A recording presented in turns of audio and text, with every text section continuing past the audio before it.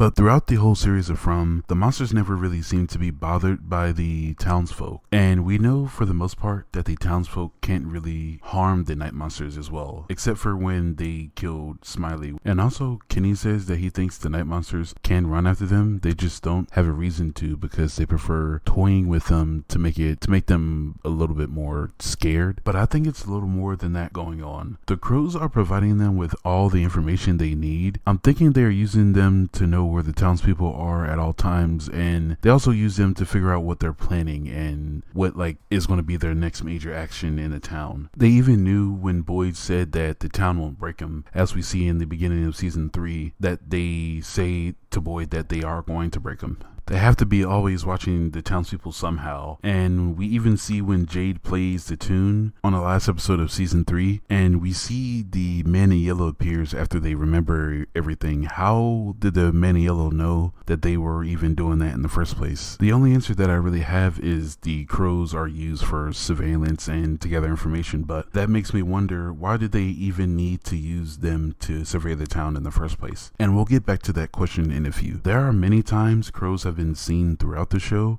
We know the crows are always there when someone new enters the town, and one important time the crows were seen is when Tilly was doing a tarot reading on Fatima. They were almost attacked by that one as well, and it's highly likely the entity or the monsters did not want her doing that. But now I wanted to talk about some connections that could be made with Greek and Norse mythology. But there are a lot of similarities of how we can see the crows being used in the show. But in Greek mythology, they are really only associated with the god Apollo. They were primarily messengers for him, and they were also symbols of prophecy. But they are commonly seen as negative due to the myth that Apollo sent a crow to spy on his lover, but she was unfaithful, so he burned the crow, turning it black. And then the crows became a symbol of bad luck and even death sometimes as well. But let's quickly talk about the Norse mythology connections. From what I have found, Odin has 2 ravens named Hugin and Munin, and I do apologize if I'm pronouncing it wrong, but they fly around the world and gather information for him, and they are considered to be one and the same with Odin as well. And his ravens are also connected to the world tree Yggdrasil, and that is technically like a nexus point, for lack of a better term, that links other realms together. And in Norse mythology, crows symbolize knowledge. But let's get back to why would they even have these birds for surveillance anyway. It has to be something that they are protecting. It could be anything really, like the knowledge that Jade, Tabitha, and Jim found out, and maybe even a way to escape the town. Who really knows at the moment? But I wanted to throw a curveball at y'all. Do you think that the ravens could be the souls of the other residents of the town from previous cycles? We know that in many of my videos I've referenced it many times, but Jade's theory on thermodynamics is that energy cannot be created or recreated, but only really changed into another form. So that could be what happened to the previous cycle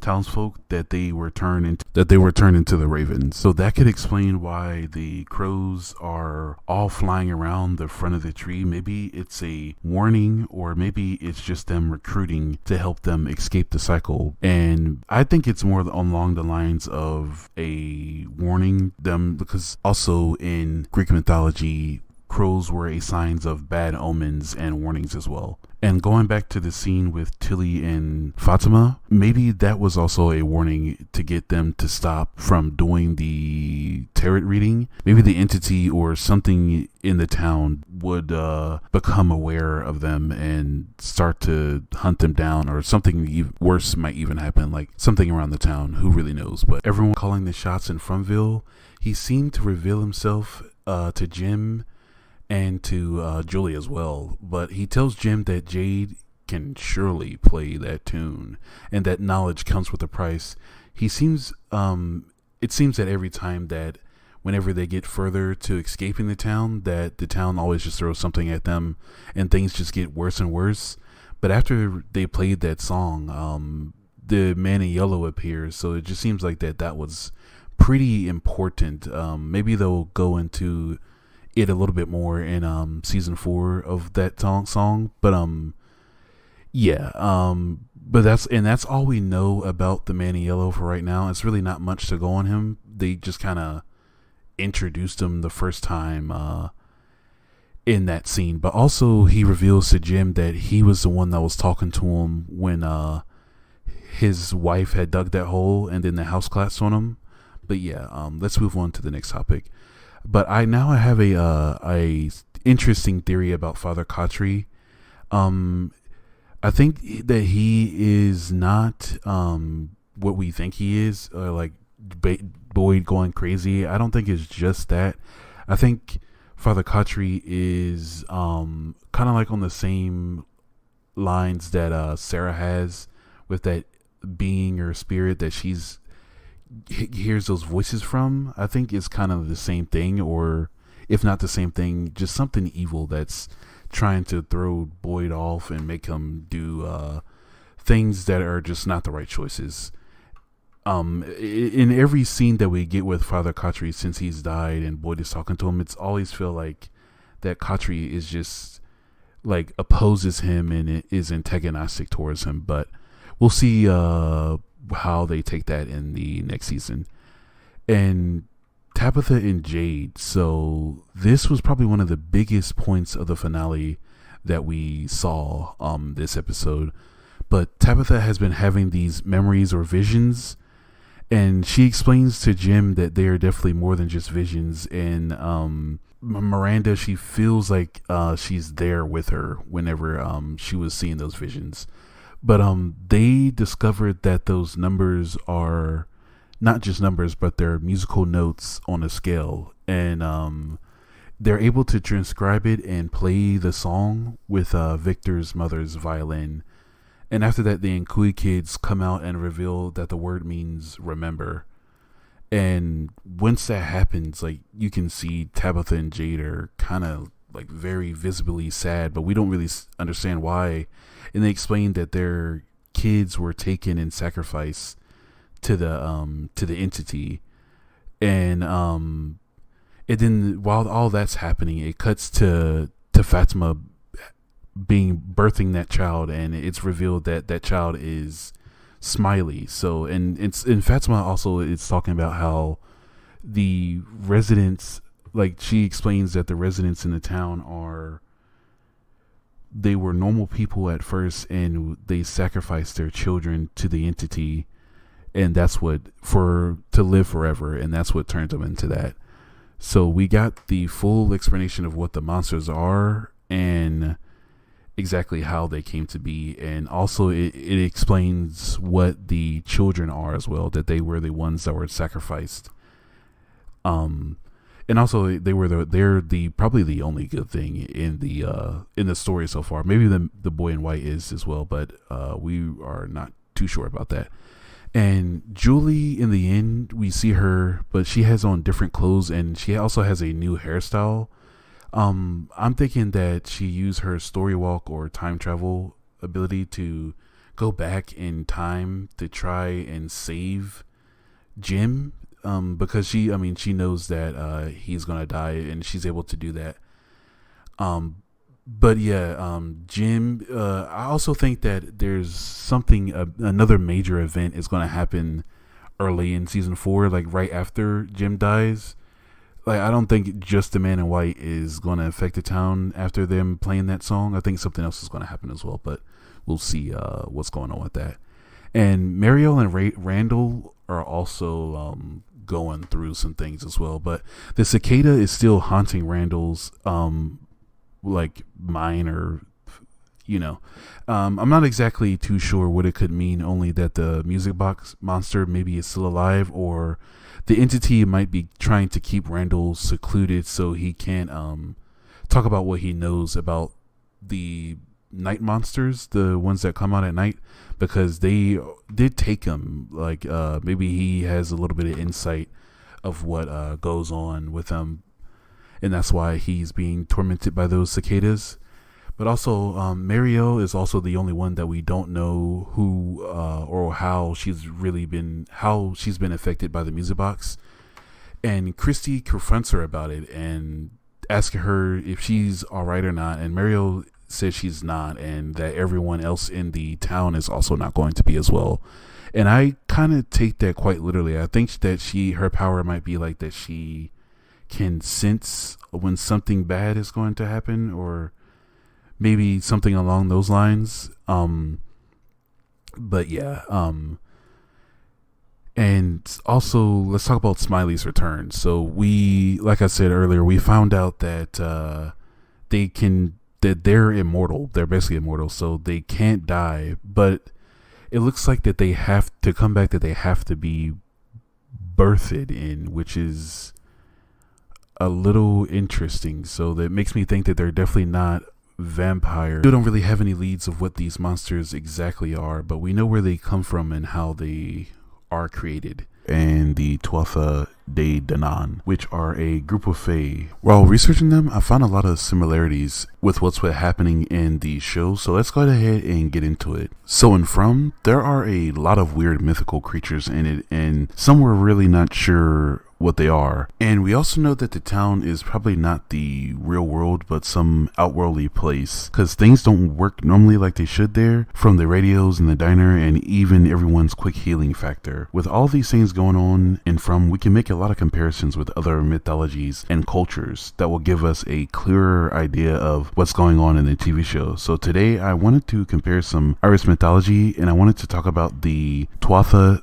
De Danann. The name Tuatha De Danann can be translated to the people of the goddess Danu, and they are a ancient race of supernatural beings consisting of druids, warriors, kings and queens, healers and heroes, but they are considered to be the old gods of Ireland. I've also found out that they live in a realm called the Otherworld, and they interact with humans and the human world. So that could be what the entity is, or even inspired by. We have this odd realm that the townspeople live in, so this could be the Otherworld where the Tuatha De Danann reside, or maybe they just use it as a inspiration. But it also says that they use ancient burial mounds as the entrances to the Otherworld, just like how we have the trees in From. But I think since the trees are knocked over, the portals are broken now, so they only are a one way, and that's why they're trapped in the town. But sometimes it says that they are described as fallen angels who are not fully good or evil, and they excelled at magic, and even some of them are acknowledged as gods. It says some of them have different names and they would change how they look like. And with that information, it reminds me a little bit of the Boy in White, how he shows himself as a boy and Victor remembers him as a puppet, Jasper. And also there are some creatures in Irish mythology as well called pukas, but they are shape-shifting spirits who bring good or bad fortune, and they mostly show themselves as humans and dogs. And this could be true because we see the dog or the Boy in White help Boyd on 2 different occasions. And as for the bad fortune aspect of it, we can see in the show the time when Jasper told Victor as a kid to collect all the items from the corpses that had died that one night, and that is pretty bad for a child because it can mess him up seeing all those dead bodies around and stuff like that. But I personally think that Jasper and the Boy in White definitely are one and the same, but 2 different entities, if that makes sense. But really quick, I wanted to discuss another supernatural creature in the Irish mythology called sloths, and I'm sorry if I'm pronouncing all of these names wrong, but it says that they are a ghostly host of unforgiven dead, and they are normally depicted as a group flying through the air and often seen as birds as well. And I wanted to say that these could be what the crows are that we see in the town. And if you saw my videos that I made about the crows, I talked about how that they are the information gatherers for the night monsters in the town. And now knowing what I know now, I definitely do believe that that is the case for the crows, because how else would they know about everything that's going on in the town? Like when they knew that Boyd was screaming in the woods that the town wasn't going to break him. But let's get back to the main topic. The Tuatha De Danann are also immune from aging and even sickness, just like we see how the night monsters are in the town as well. We know that they can't die and are immortal, as we can see with the rebirth of Smiley in season 3. But there are a lot of similarities between the Fae, not just this ancient race of people, but a lot of different creatures from Irish mythology. The night monsters could also be changelings. They are supernatural beings that are magically created to take the place of the human that they were made to look like. And we see the night monsters with personal belongings down in their tunnels. So So this could have a little bit of merit to the show. And now I want to speculate on who the main entity of the town could be. We know that the townspeople sacrificed their children to it. So I looked up some deities in the Irish folklore, and I found one called Arian Haud. I think that is not really how you pronounce her name, but it's the best that I can do. She is a celestial mother goddess over fertility, reincarnation, and childbirth, and a few more like magic, arts, and manifestation. She also has her own realm named Caer City, and it's surrounded by the sea, and it is also known as the Land of the Dead. And she is also a cosmic weaver of fate and time, so that could be why, if she is the entity, that could be why the townspeople are stuck here. Maybe she was the one to break the portals on her own so no one could escape. And she is often seen with spiders or related to spiders, and that could be why we see all of the webs and all of the spiders crawling over Boyd inside of season 2. But yeah, I think that is probably the most important speculation so far. I think that one holds the most merit of the entity being a Celtic goddess of some sorts, but we'll see. Hopefully that gets revealed to us and not just left unanswered. And lastly, the Irish word fae quite literally means from, but personally I think that this is a coincidence and probably definitely does not mean anything. But what do you guys think about the theories that we had in this video?